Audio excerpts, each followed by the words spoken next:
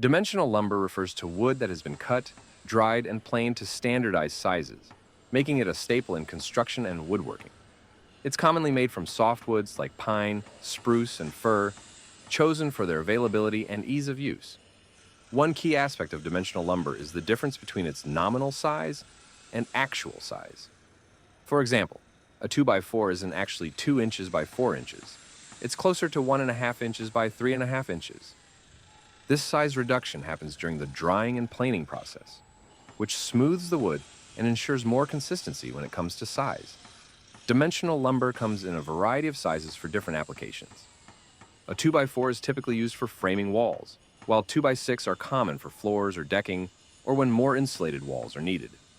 Larger pieces like 4x4s and 4x6s are often used for structural posts. These standardized sizes make planning and construction much easier. Another factor to consider is whether the lumber is treated or untreated. Pressure-treated lumber is infused with chemicals to resist rot and pests, making it ideal for outdoor projects like decks and fences. Untreated lumber, on the other hand, is used where exposure to moisture isn't a concern. Dimensional lumber is typically kiln-dried to reduce its moisture content to around 19% or lower, making it more stable and less prone to warping, shrinking, or splitting, but is not always the case. For interior projects like framing or furniture, kiln-dried lumber is the best choice.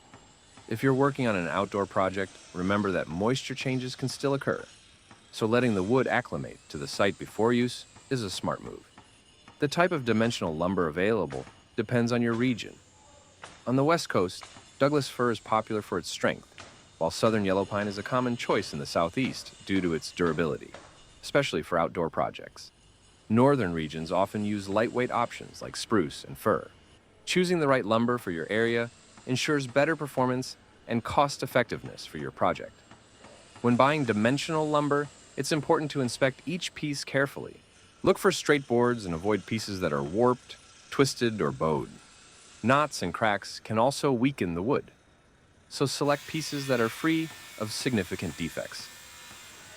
Finally, choose the right grade of lumber for your project. Construction-grade lumber is fine for framing, but higher-grade wood is better for furniture or visible finishes. If you enjoyed this, hit that subscribe button to stay in the loop with our next videos. See ya!